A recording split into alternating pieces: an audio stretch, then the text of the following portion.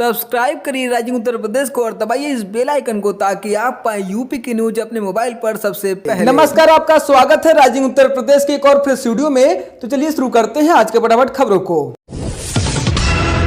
प्रदेश के प्रमुख सचिव चिकित्सा एवं स्वास्थ्य अमित मोहन प्रसाद ने कहा कि कोरोना वायरस के एक्टिव मामलों की संख्या 1939 है। अब तक 758 लोगों को पूर्णतया उपचारित होने के बाद छुट्टी दी जा चुकी है। कुल 64 जिलों में संक्रमण के 2742 मामले सामने आए हैं।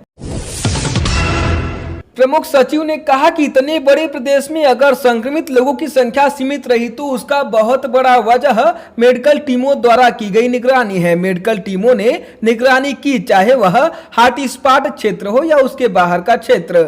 उन्होंने बताया कि प्रदेश में अभी तक 50,000 टीमों ने निगरानी का काम किया है और कुल 45,56,000 घरों का सर्वेक्षण किया गया। इनमें 2,16,00,000 परिवार शामिल हैं। महाराजगंज जिले की नौतनवा विधानसभा सीट से निर्दलीय विधायक अमनमणि त्रिपाठी ने सीएम योगी के पिता के पितृ कार्य के नाम पर उत्तराखंड में लॉकडाउन का उल्लंघन किया। विधायक को उनके 10 अन्य साथियों के साथ में टिहरी जिले के मुनीकीरेती थाने की पुलिस ने गिरफ्तार किया। हालांकि इसके बाद उन्हें निजी मुचकले पर रिहा कर दिया गया, लेकिन बाद में वहां से लौटते समय बिजनौर पुलिस ने विधायक को गिरफ्तार कर लिया है। अब उन्हें जेल भेजा जाएगा।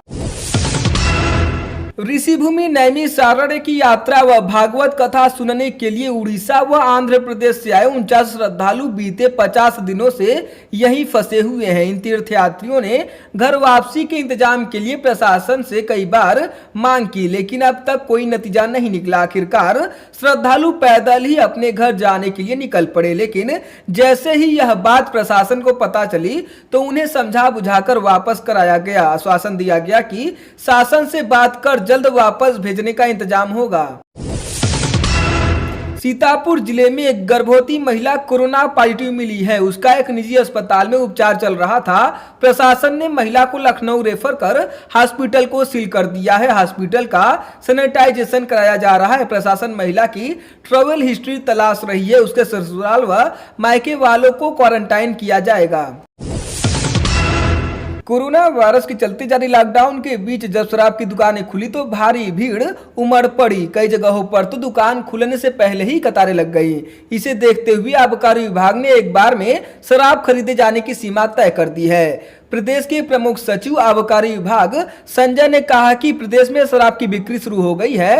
3-4 दिन सीमित मात्रा में ही लोग शराब खरीद सकेंगे। एक बार में एक व्यक्ति सिर्फ 1 बोतल, 2 अद्धा, 3 पवा, 2 बियर की बोतल और 3 बियर की केन खरीद सकता है।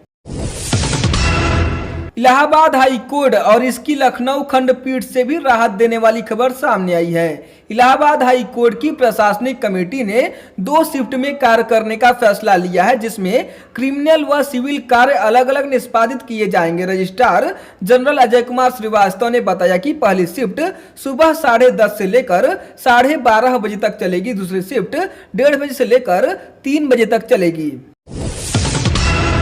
वाराणसी समेत प्रदेश के ज्यादातर जिलों में शराब की दुकानों के सामने लंबी कतार देखी गई, जिस पर समाजवादी पार्टी के अध्यक्ष व पूर्व मुख्यमंत्री अखिलेश यादव ने तंज कसते हुए कहा कि भाई साहब कृपया ये बताएं कि 5 ट्रिलियन की अर्थव्यवस्था तक पहुंचने के लिए क्या इसी लाइन में लगना है।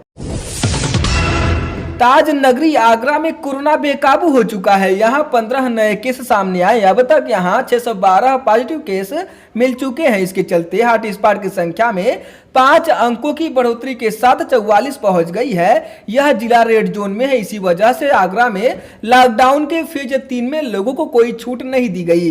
जिलाधिकारी प्रभु नारायण सिंह ने कहा कि यहां कोई नई रियायत नहीं मिलेगी। व्यक्तिगत विषय के आधार पर हॉटस्पॉट क्षेत्र को छोड़कर अलग से फैसला लिया जाएगा। लॉकडाउन का और सख्ती से पालन कराया जाएगा। कौशाम्बी जिले के भरवारी कस्बे में स्थित एक मकान में सुबह अचानक तेज धमाका हुआ। इस हादसे में एक युवती की मौत हो गई, जबकि 3 घायल हो गए। फायर ब्रिगेड की मदद से पुलिस ने आग पर काबू पाते हुए घायलों को अस्पताल भेज दिया। प्रारंभिक जांच में पता चला कि घर के अंदर पटाखा फैक्ट्री चल रही थी, जिसमें सिलेंडर लीकेज के चलते विस्फोट हुआ। विस्फोट से मकान मलबे में तब्दील हो गया। आसपास के मकानों में भी दरारें आ गई। पुलिस अधिकारियों व फॉरेंसिक टीम ने मौके पर पहुंचकर जांच शुरू कर दी। यूपी बोर्ड की हाई स्कूल व इंटरमीडिएट की कॉपियों का मूल्यांकन सिर्फ ग्रीन जोन वाले 20 जिलों में ही होगा। मूल्यांकन कार्य शुरू हो गया है और 25 मई तक चलेगा। अभी रेड जोन और ऑरेंज जोन वाले जिलों में मूल्यांकन कार्य को स्थगित कर दिया गया है। प्रमुख सचिव माध्यमिक शिक्षा राधना शुक्ला की ओर से संशोधित आदेश जारी कर दिया गया है। इसके पहले सभी जिलों में शुरू करने के लिए आदेश दिए गए थे। सीएम योगी आदित्यनाथ ने कहा कि प्रदेश में विभिन्न राज्यों से वापसी कर रहे प्रवासी कामगार व श्रमिकों के लिए हर जगह पर स्थापित क्वारंटीन सेंटर, आश्रय स्थल तथा कम्युनिटी किचन की व्यवस्था शानदार करें। लॉकडाउन बढ़ने की वजह से उत्तर प्रदेश लोक सेवा आयोग की 2 और परीक्षाओं को स्थगित करना पड़ा है। यूपीपीएससी ने दोनों महत्वपूर्ण परीक्षाओं को स्थगित करने का फैसला लिया है। इसमें 16 मई को प्रस्तावित एपीओ परीक्षा 2018 और 7 जून को प्रस्तावित जेई प्रारंभिक परीक्षा 2020 शामिल है। दोनों परीक्षाएं अगले आदेश तक के लिए स्थगित कर दी गई हैं। लॉकडाउन खत्म होने के बाद आयोग परीक्षा की तारीख नए सिरे से तय करेगा। संजय भाटी नामक व्यक्ति ने जिलाधिकारी गाजियाबाद को एक ट्वीट किया। उसमें वीडियो साझा किया। वीडियो में एक युवक पीएम मोदी, गृह मंत्री अमित शाह और उत्तर प्रदेश के मुख्यमंत्री योगी आदित्यनाथ पर अभद्र टिप्पणी कर रहा था। इस अभद्र टिप्पणी को संज्ञान में लेते हुए पुलिस ने आरोपित युवक शाहिद व 2 अज्ञात के खिलाफ रिपोर्ट दर्ज की है। पूर्वी यूपी के जिलों व बिहार के लिए ट्रेन चलने की अफवाह सुनकर करीब 5:30 बजे दर्जनों लोग साहिबाबाद रेलवे स्टेशन पहुंच गए। जीआरपी ने उन्हें ट्रेन नहीं चलने की बात बताकर वापस भेजा। बताया गया कि करीब 5:30 बजे साहिबाबाद रेलवे स्टेशन पर दर्जनों लोग पहुंच गए। लोग पूर्वी उत्तर प्रदेश के जिलों व बिहार जाने वाली ट्रेन के बारे में पूछने लगे। तमाम लोग रेलवे ट्रैक पर ही बैठ गए। लोगों ने कहा कि सूचना मिली है कि यहां से ट्रेनें चलेंगी। रेलवे कर्मचारी व जीआरपी ने लोगों को बताया कि कोई ट्रेन नहीं चलेगी। अफवाहों पर ध्यान न दे, जहां है वही सुरक्षित रहे, सरकार के निर्देशों का पालन करें। उसके बाद लोग वापस लौटे। बलिया में सरयू नदी में नहाते समय फखरू टोला गांव के 2 किशोर समेत 5 बालक डूब गए। यह सूचना मिलते ही हड़कंप मच गया। देखते ही देखते सैकड़ों ग्रामीण मौके पर पहुंच गए।